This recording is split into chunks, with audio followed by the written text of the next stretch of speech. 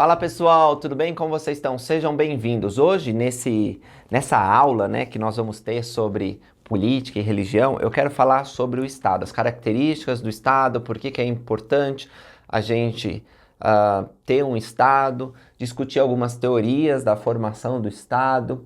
Eu espero que não seja uma aula muito acadêmica, tá certo? Eu quero estar sempre trazendo elementos do Evangelho, afinal, o Videira Verdadeira é um canal do Evangelho Restaurado de Jesus Cristo, mas a gente vai ter que compreender algumas coisas da ciência política. Aliás, a ciência política, em muitas faculdades, é também chamada de teoria geral do Estado. O que será que significa essa palavra Estado?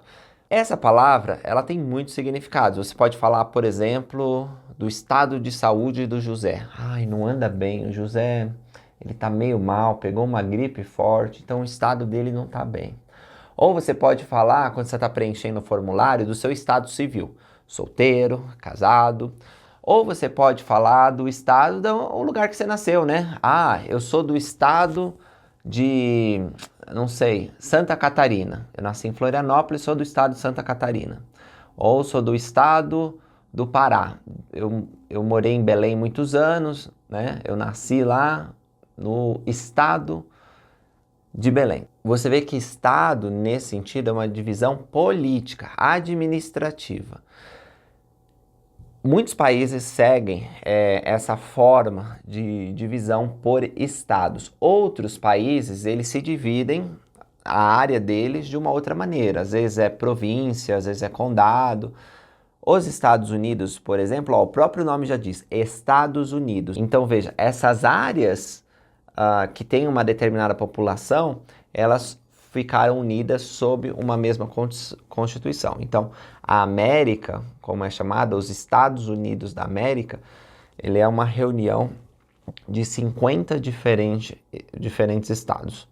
Agora, eu não quero trazer para vocês aqui estado nesses sentidos que eu falei para você, ou qualquer outro, né? Não é esses sentidos. O que eu estou procurando aqui é estado como nação, como país. Embora Estado não signifique a mesma coisa que país-nação, como eu vou demonstrar para vocês. O Estado, ele é uma instituição. Ele precisa de alguns elementos. Vamos ver quais são. Primeiro seria território. Um Estado precisa de um território.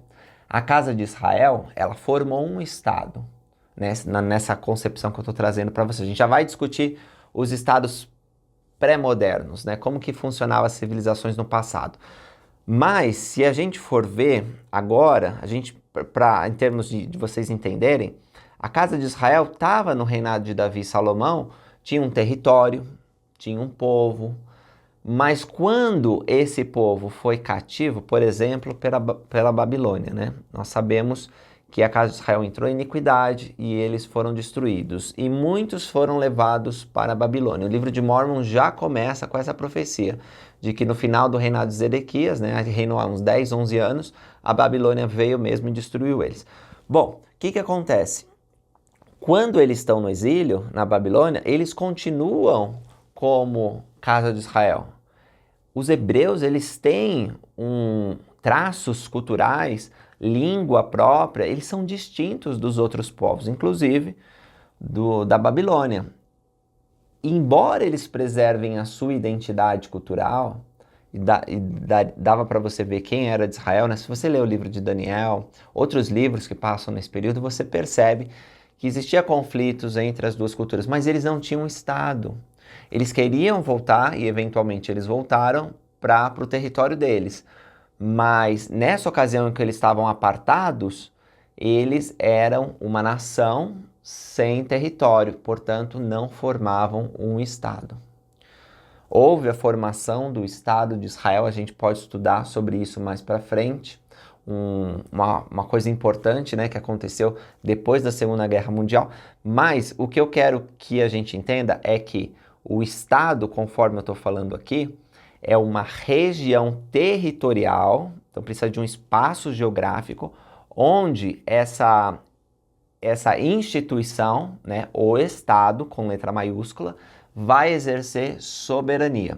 Então, esses são os três elementos que formam o Estado: território, população e também precisa de soberania. A soberania é o poder de instituir leis e de fazê-las serem cumpridas, né? O Estado tem o poder coercivo, o poder de obrigar você a cumprir as leis. E aí a gente pode pensar que o Estado, a gente pode também entender que o Estado, ele tem um país. Então, o país é um conjunto de várias outras instituições. Aí tem a polícia, tem os hospitais, tem muitos órgãos públicos e privados que formam o país, né? Tem a língua, às vezes tem uma língua oficial, às vezes tem mais de uma, tem a bandeira, tem os símbolos, então tudo isso é o país. Aliás, deixa eu falar para vocês a diferença entre Estado e país para ficar mais claro. O país envolve todas as características físicas e sociais de um Estado.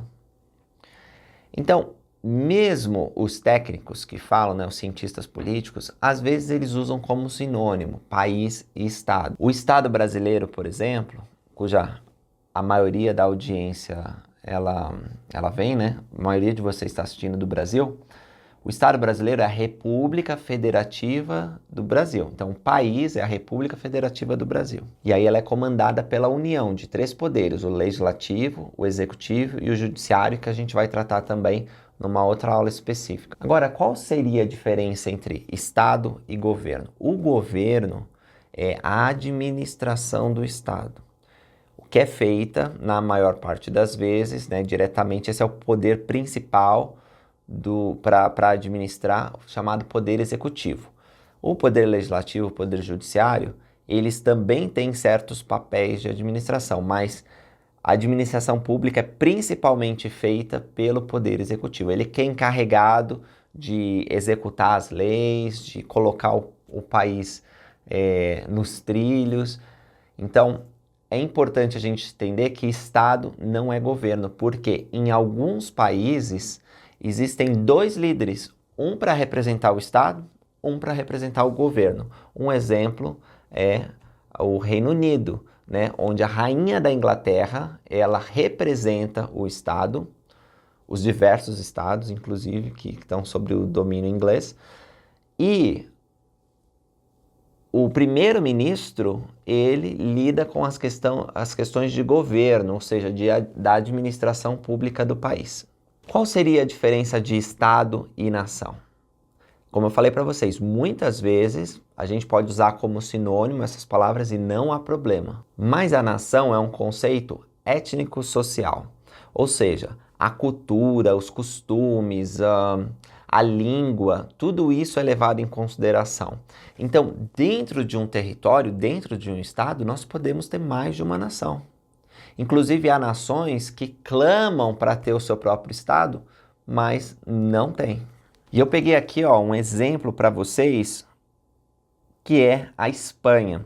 A Espanha, ela conta com catalães, bascos, navarros, espanhóis e muitos outros. Então tem várias nações, vários agrupamentos que se distinguem, mas só há um estado, que é o estado da Espanha. Também tem um outro exemplo que eu quero citar para vocês, que são os curdos. Eles são uma nação, mas eles não têm um estado. Então, eles não têm um território constituído, eles estão lutando para que possam ter o seu território e a sua independência, mas eles ainda não têm. Pois bem, agora que eu já defini para vocês o que é Estado, já diferenciei Estado de nação, país, assim, mas no final das contas você pode usar como sinônimo só quando você é técnico. Existem casos, como eu mencionei, que é preciso diferenciar uma coisa da outra. Mas, quando eu estou falando Estado aqui, eu quero que vocês lembrem desses 3 elementos, revisando, portanto. O Estado tem que ter soberania, o poder de decidir as próprias leis, né? Ele tem que ter essa independência. O Estado precisa ter uma população e o Estado precisa estar num território. Então, Brasil, Portugal, Moçambique, Angola, Cabo Verde, todos são exemplos de Estado. Eles têm sua própria população, têm seu território, e pode ser que tenham diversas nações. Bem, agora que eu já expliquei isso, vamos entrar na ideia de formação do Estado. Os cientistas políticos, eles dividem, eles classificam, né, o Estado em formas pré-estatais e formas de Estado. Ou seja, eles fazem uma linha do tempo e eles entendem que foi na modernidade que surgiu essa conceituação que eu falei para vocês até agora no vídeo. Então, eles dizem que tudo que existiu antes é uma forma de pré-estado, porque alguns dos elementos, como população, território, soberania, eles não eram bem identificados, ou se fossem, eles careciam da mesma compreensão que nós temos hoje. Bom, eu questiono essa ideia, inclusive quando eu estava na faculdade de Direito e a professora apresentou essas ideias, eu disse para ela, olha, professora, é um pouco difícil acreditar que o poder ele era manifesto no passado de forma diferente do que é. É evidente que eles talvez não tinham uma organização política administrativa como nós temos hoje, porque houve uma evolução, né? Ideias de filósofos, experiências de nações foram dando a ideia, e eu vou falar para vocês mais para o finalzinho sobre as ideias de formação do Estado, mas ainda assim é difícil a gente julgar que... Porque quando a gente fala formas pré-estatais, né? Até parece que o povo não tinha muito entendimento. E não é isso. As civilizações do passado, algumas delas eram altamente evoluídas, né? Eles chegaram num nível de complexidade social incrível. E os arqueólogos, historiadores, quando estudam isso, eles ficam assim boquiabertos. Então, existia um sistema de governo muito interessante e às vezes tão complexo quanto nós temos hoje. E a gente foca muito no Estado grego, no Estado romano, que são bases para a formação do que nós temos hoje aqui, né? Mas outras civilizações, elas eram grandes. A Bíblia, por exemplo, ela mostra que no governo dos reis havia um sistema de sacerdotes, havia a classe dos guerreiros, né, o capitão. Então eles tinham uma estrutura, não era uma coisa assim, um chefe de família só. E às vezes os cientistas políticos são um pouco preguiçosos, eles repetem ideias que já estão ultrapassadas, na minha opinião. Então, quando a gente fala de formas pré-estatais, eles citam, por exemplo, a forma teocrática. E para eles era uma forma bem ritualística, né? Evidentemente, porque quando eu falo teocrático quer dizer que está ligado com Deus, onde os sacerdotes tinham muito poder, se havia reis ou imperadores, eles tinham sempre uma origem divina, mas isso às vezes acontece, né? Ainda hoje. Então não dá para dizer que é uma forma pré-estatal ou que não tinha elementos que nós vemos hoje. Outra coisa, quando a gente estuda as civilizações antigas, a gente tem que reconhecer que a gente não tem muitos registros sobre o que acontecia. E embora tenha várias evidências arqueológicas, a distância no tempo, enfim, todos os problemas que existem para a investigação histórica nos mostram que eles poderiam ser bem mais evoluídos do que nós pensamos, né? Então, é complicado a gente tirar essas conclusões. No final das contas, a gente só não gosta quando as pessoas acham que os povos do passado, eles eram mais ignorantes ou, enfim, carecia a eles algumas das virtudes que nós temos no nosso mundo atual. Na verdade, eles eram homens inteligentes. O primeiro governo, né, que a gente crê que existiu foi o de Adão e Eva. Era um governo familiar, era um governo paterno, onde Adão recebia instruções, mas a gente aprende pelas escrituras que eles eram altamente inteligentes. Por exemplo, Adão escrevia um livro de recordações e a posteridade dele depois, eles receberam sacerdócio, eles trabalhavam muito, né? Adão e Eva trabalhavam, faziam sacrifícios, tinham uma religião, ensinavam os filhos. A família começou a crescer, eles começaram a se dividir em povoados, nós lemos sobre cidades que foram formadas. Então, às vezes a gente faz uma análise muito superficial, eu não gosto disso, porque existia sim uma complexidade política naquela ocasião, embora as escrituras e a evidência histórica, elas sejam bem pequenas. Bom, mas seria essa, a primeira forma pré-estatal seria teocrática ou oriental. Depois disso, a gente estuda na ciência política, a polis grega. Então, era uma cidade-estado. O que acontecia naquele núcleo da civilização é que alguns, considerados cidadãos, eles tinham muita participação política, então eles se envolviam nos assuntos.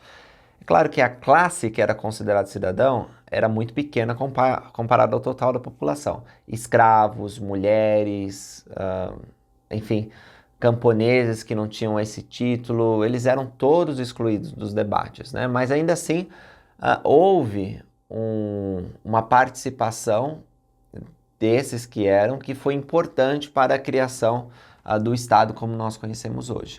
Depois dos gregos, nós podemos estudar os romanos, que tinha a base da família como base da sociedade. Só que os romanos também tinham uma noção restrita do que era o povo. Muita gente ficava excluída das decisões políticas.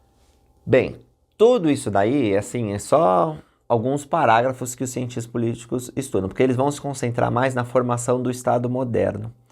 E aí, eles vão estudar um pouco do feudalismo. O feudalismo é o quê? Tinha, na Idade Média, né, surgiu um modelo em que havia um senhor feudal, às vezes chamado de rei, e ele tinha lá no feudo dele, no espacinho dele, as pessoas que trabalhavam. Então ele concedia terras para as pessoas trabalhar e elas tinham que pagar para ele. E ele oferecia proteção.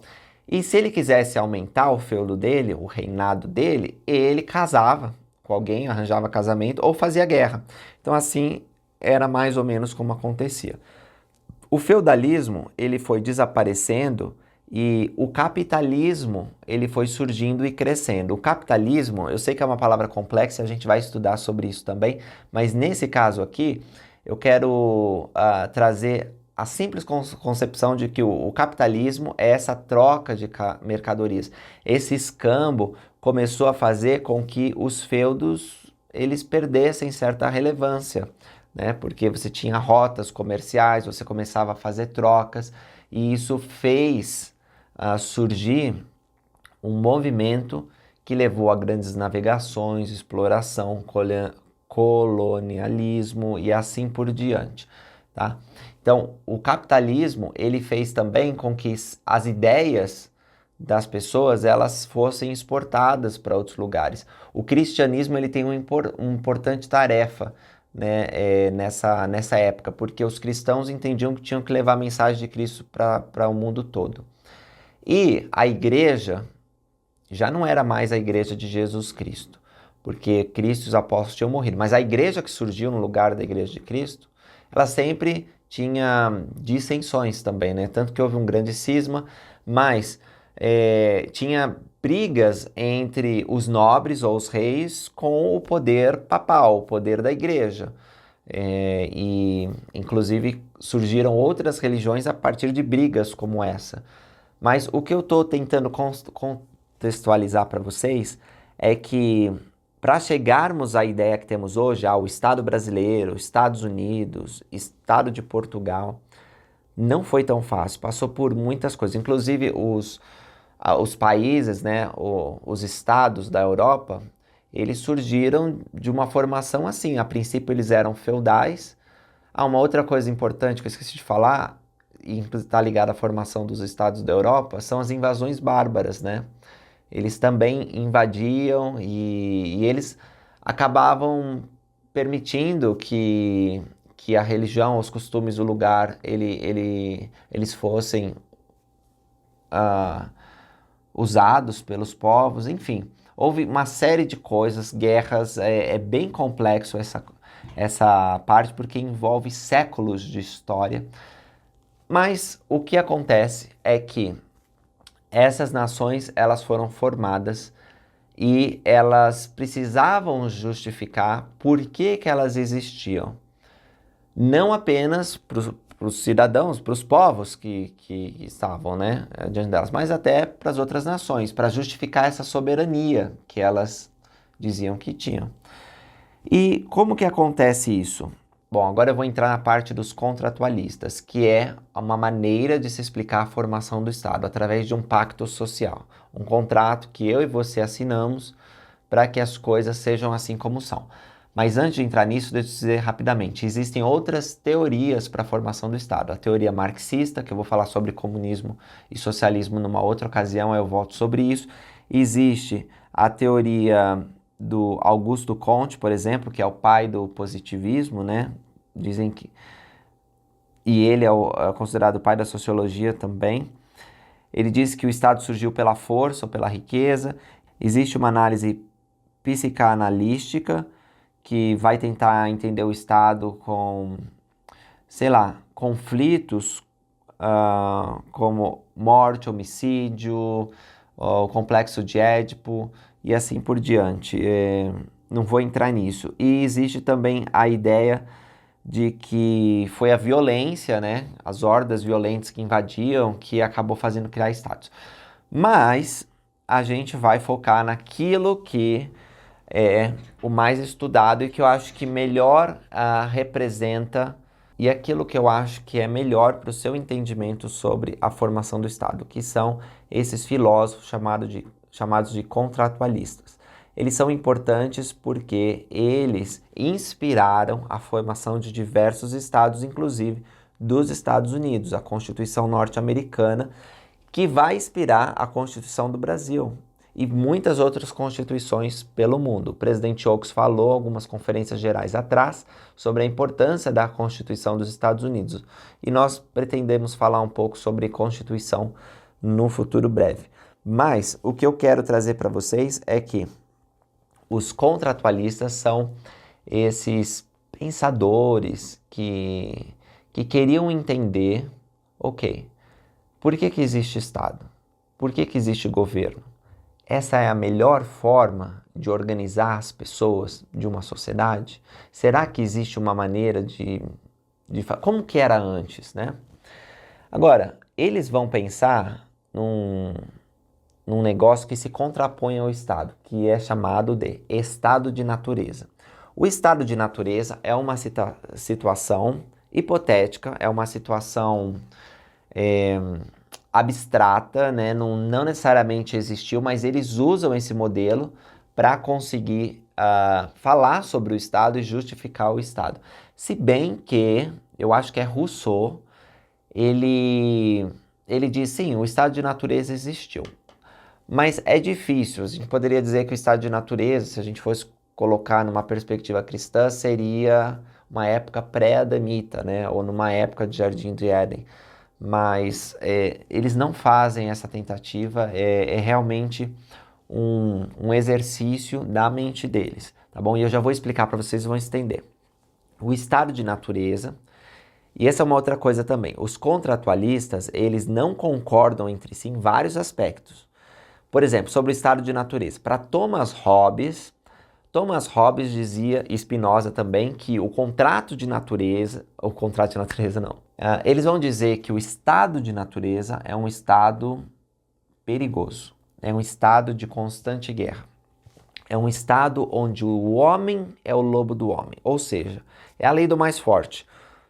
O problema é que nem o mais forte tem garantias, porque se você vai lá, né, eu sou mais forte, aqui só eu como, aqui só eu bebo, aqui só eu durmo. Quando você tiver, por causa da natureza humana, descansando, tá dormindo, o fraco vai lá e já era. Então é um estado terrível, é um estado de anarquia. A gente viu um pouco sobre isso, né? Não chegou a esse estado quando os nefitas se dividiram em tribos. Acabou o estado deles, as nações, eles se dividiram em tribos. Embora uma tribo respeitasse a outra, eles não tinham uma lei que unia todos os povos. Então, o estado de natureza é um estado de constante perigo. Isso para Hobbes. E aí, qual é a solução? A solução é criar um estado. E ele escreveu o livro dele chamado Leviatã. Leviatã é um monstro mencionado na Bíblia no livro de Jó. E ele diz que o Leviatã seria isso, a união de todos, se desfazendo da sua liberdade natural para adquirir uma liberdade civil. Então, nós não poderíamos fazer mais tudo o que quisesse. Nós estaríamos subordinados a um rei, a um monarca. E ele fala isso porque ele quer justificar o poder absoluto do rei, né? O absolutismo. E ele diz que essa é a melhor forma, porque embora o rei não seja perfeito, ele ainda assim vai conseguir conduzir os assuntos da sociedade de uma maneira que vai levar as pessoas a terem paz. Não vai ficar mais aquela situação de guerra. Agora, vai surgir um filósofo depois que vai rebater Thomas Hobbes. Inclusive ele vai inspirar muito a Constituição dos Estados Unidos. O nome dele é John Locke. John Locke vai dizer que não existe esse negócio de direito divino dos reis. Ele vai dizer que a soberania não está no Estado, mas está na população. Ele ainda vai dizer que o estado de natureza não era uma situação de guerra constante. Não era uma guerra de homem contra homem. Não, era um estado bom, né? Era até um paraíso. Para garantir o direito de propriedade, o Estado precisa entrar. Então, o Estado seria um intermediador necessário. Precisa ter o Estado para que as pessoas elas possam conviver. Então, nós faríamos um contrato social, nós com o Estado, para que os direitos fundamentais, especialmente propriedade, sejam respeitados. Aí vai surgir Jean-Jacques Rousseau. E ele vai dizer que o ser humano é um bom selvagem. No seu estado natural, os seres humanos viveriam em harmonia entre si e com a natureza. Mas o problema vai começar quando um infeliz diz: esse espaço aqui é meu, esse território é meu. Aí ele criou uma desigualdade. Porque ele disse que aquele espaço era dele e que os outros não tinham espaço. Né? Ficou essa distinção, os outros sem espaço, ele com espaço. A propriedade privada criou esse problema. E aí é por isso que há necessidade de criar um contrato social, para acabar com esse conflito. Então, apesar de todas as distinções que eu citei bem rápido para vocês, né? Os contratualistas eles têm alguns pontos em comum. E eles são o seguinte: os seres humanos em estado de natureza são compreendidos como livres e iguais.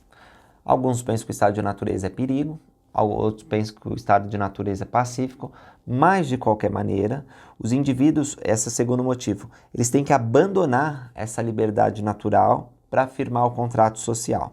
Uns vão dizer para escapar desse perigo, outros vão dizer que é para respeitar a propriedade, outros vão dizer que é a importância da lei, né, para que todos possam atingir os seus potenciais. No contrato social, a liberdade natural é substituída, como eu falei para vocês, pela liberdade civil. O surgimento do Estado submete os indivíduos a um poder maior que se manifesta através de um monarca ou das leis. Alguns, como Hobbes, vão querer, é um monarca que é bom. Outros, como Locke, vão dizer, são as leis. Na monarquia tem leis também, tá? Mas ele não gosta muito da ideia de monarca, por isso que eu coloquei essa divisão aí. As leis representam a ordem social, impõem limites aos indivíduos que vivem a regulamentação dos interesses sociais. Bom, as leis, elas mantêm a ordem social, é importante que tenha leis. Então, é isso aí, pessoal, isso que eu queria falar com vocês. Aí vocês pensam assim, Lucas, o que isso tem a ver com o Evangelho? É importante que nós compreendamos por que nós somos organizados da maneira que somos. Por que existe um presidente da República, por que existe senadores, por que existe juízes, por que existe governadores, por que chama Estado de São Paulo, não chama, sei lá, outro nome, por que a gente tem essa divisão? Todas essas coisas de como a gente vive em sociedade, elas precisam ser entendidas, porque isso vai ajudar com que sejamos melhores participantes da vida social. Inclusive é um mandamento de Deus, nós precisamos ser bons cidadãos. Agora não dá para ser um bom cidadão se você não tem esse entendimento político básico, né? Não estou dizendo que é básico saber sobre os contratualistas, mas é importante saber que a sociedade fez um pacto, fez esse contrato social. E esse contrato social significa que nós vamos respeitar as leis, que nós vamos nos submeter à autoridade estatal. Algumas pessoas não gostam do Estado, algumas pessoas querem acabar com o Estado, elas até pregam um estado de anarquia, né? Ou seja, que não há governo. E o governo, nós aprendemos em Doutrina e Convênios, foi dado por Deus para o homem. Então, existem governos injustos e nenhum governo é perfeito, a menos que seja o governo de Deus. Mas nós precisamos procurar resolver esses problemas usando as ferramentas de participação popular que nós temos. Os nefitas, por exemplo, surgiram problemas no governo dos juízes. E as questões eram resolvidas com a voz do povo. Era a maneira que eles resolviam. Levavam a população votava. Nós temos também maneiras de participar. E é importante apoiar leis justas, homens bons, que são nossos governantes, e lutar contra as coisas ruins de uma maneira ordeira. Então, é importante a gente entender que a gente está dentro desse pacto. Você não assinou nada, você pode pensar, eu nasci, já estava tudo feito, né? É verdade, ninguém assinou. Isso daí é como eu falei, uma construção intelectual para justificar por que temos o Estado. E essas questões eram tão importantes na época do profeta Joseph Smith, porque, veja, a nação norte-americana tinha 30 anos, um pouco menos de 30 anos. Então era muito fresco na mente deles a formação da nação. Eles amavam a Constituição, nós vemos citado em Doutrina e Convênio sobre a Constituição norte-americana. Joseph Smith ele foi prefeito de Nauvoo, depois se candidatou para ser presidente dos Estados Unidos. Então são questões importantes que a gente precisa entender até para ver a história da igreja e as escrituras relacionadas a esses períodos históricos, porque o Senhor muitas vezes ensina tendo o conceito do Estado, da formação do Estado em mente. Então, vai ajudar você a entender melhor o Evangelho. Eu sei que às vezes é difícil, às vezes é chato, mas se você continuar, porque às vezes tem palavras que a gente não entende, tem uma coisa que não faz muito sentido, mas se você continuar se esforçando, você vai entender melhor e isso vai te ajudar numa compreensão mais ampla sobre a política e sobre o Evangelho. Então convido vocês, se não entenderam alguma coisa, a revisar esse vídeo ou acessar materiais. Tem muito vídeo, muito melhor do que eu fiz agora, sobre os contratualistas.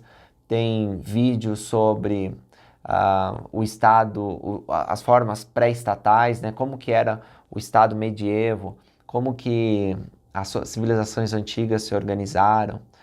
E vão atrás desse material, vocês vão aprender muito. E isso vai ajudar vocês no dia de hoje, tá bom? Porque vocês vão entender como o Estado funciona, ou como deveria funcionar, e quanto mais conhecimento a gente tem, mais informação, mais oportunidade o Senhor tem de nos revelar outras verdades.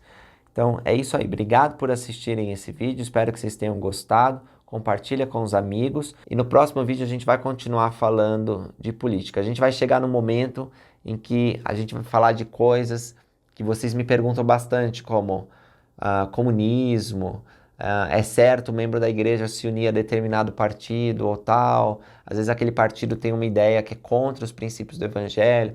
Nós vamos falar bastante, eu quero deixar bem claro para vocês, vamos falar de fatos da história da igreja, enfim, e acho que vai ser interessante, mas essa base, vamos dizer assim, filosófica, histórica filosófica, era importante eu trazer para vocês, beleza?